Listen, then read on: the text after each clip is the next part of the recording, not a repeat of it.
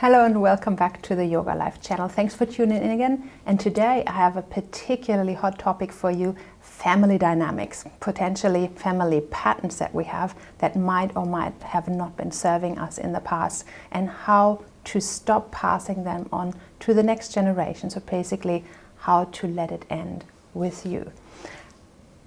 I guess you will probably agree with me that family can be both our biggest asset and also our biggest challenge. Most of us have grown up in loving families where most things were great, often sometimes specific behaviors, specific ways of dealing with each other weren't quite as ideal.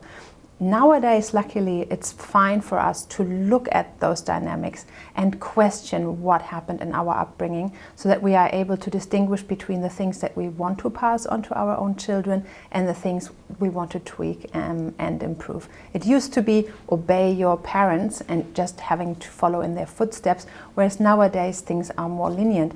And as a disclaimer, I want to share with you right up front, this is not about blaming parents.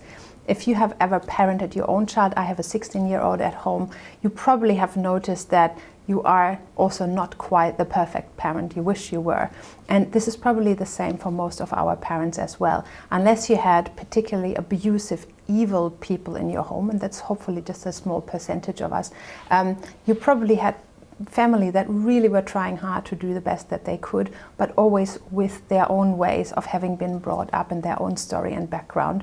So they were giving everything they had, just sometimes in some ways it probably wasn't as much as you wish it had been. So let's keep that as a disclaimer. This is not about playing a blame game, not about pointing fingers, but it's about evaluating in an ideally fairly neutral way what did happen, what are the patterns, and how can we do better in the future. Let's look at what family patterns are. There are behaviors that are being handed down from generation to generation and established basically when you're a little kid as this is the way how we do things here. So you're almost like soaking them up with your mother's milk.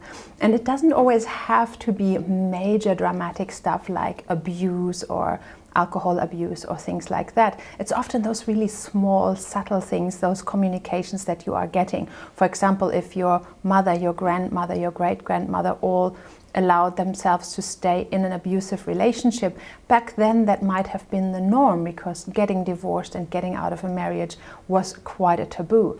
Whereas nowadays we can make the choice of whether or not we want to stay in a dynamic like this. But even simple stuff like boys don't cry, right?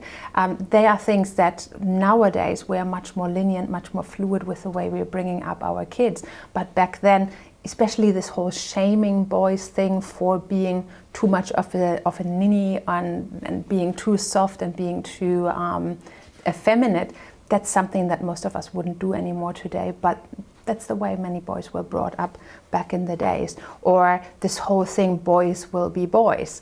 Nowadays, in the ages of #MeToo, that's not something that's acceptable anymore, but it used to be. So there's this whole range of behaviors, from the way that we communicate with each other, to the way that male-female relationships are being set up, to expectations that we have of each other within our family, to the way that we look at and potentially judge other people who are in our environment, like chit-chatting about others who are, even just walking past. All these different dynamics, we are able nowadays to look at what is it that I want to keep, what is it that I want to change, and go about changing it in a most resourceful and practical way.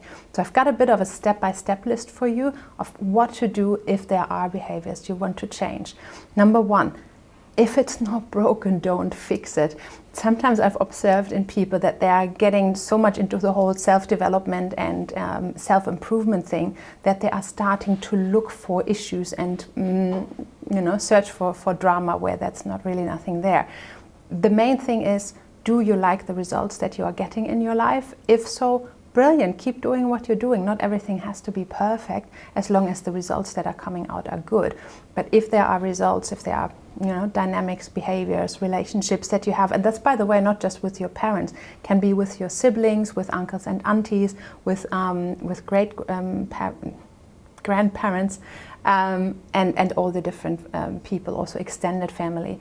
So If there are some where you're seeing like, oh, that's not good, I don't want to keep this, then you are starting to work. As a second point, I'm saying it again, our parents mostly did the best that they could with what they had available and the awareness they had at the time. Lots of them have been brought up in a war or post-war scenario. Let's not forget that many people have their origin in Europe or America or even here in Australia. A lot of parents, especially fathers and grandfathers, went to the war, so they saw a lot of tough stuff. Let's just see they did the best they could with what they had available, and then tweak from there.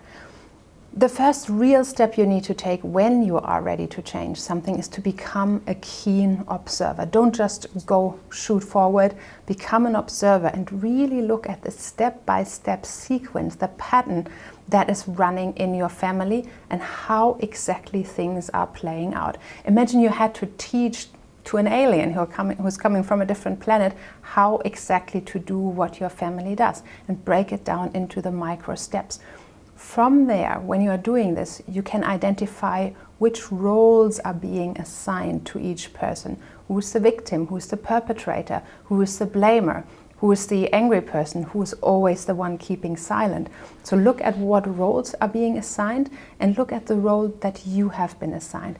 We have a different video that you can look at if you are interested in the specifics of that, which is called the drama cycle, and we're going to link this up in the end of this video so that you can go to that one next and see more specifically how each of those different elements in the drama cycle works.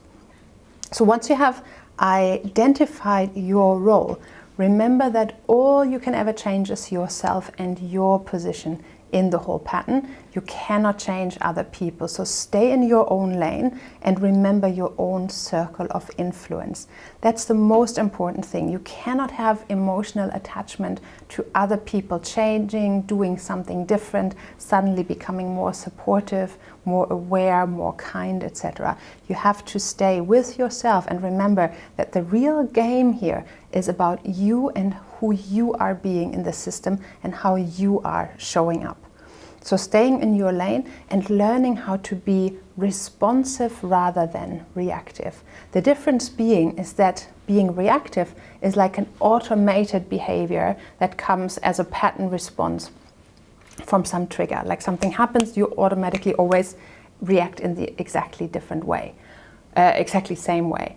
The being responsive instead means that you can step away enough emotionally to see what's going on, evaluate whether you want to play the role that you have been playing, and then make a response that keeps in mind what the outcome is you want to create. How do you want the situation to play out? How do you want the dynamic to evolve? And how do you have to show up in order for that to have the best chance of happening? You might or might not be successful if you change your part in the game, but what behavior from you would give it the best chance to play out differently? And again, it's all about you and who you can be. It's not really about everyone else in this thing. So be responsive. And you can ask yourself, who do I want to be in all this? Or what would be a mature adult response? So that's the two questions you can ask yourself. If I was behaving as a mature senior adult here, what would my response be? And basically, who do I want to be? How do I want to show up? Who do I wish I was within my family? As a next step, remember to set clear boundaries. It always comes back to boundaries. Have clarity about which behaviors from other people are or aren't acceptable, and also which of your own behaviors are or aren't acceptable in the context of what is going on. And then learning to be assertive with your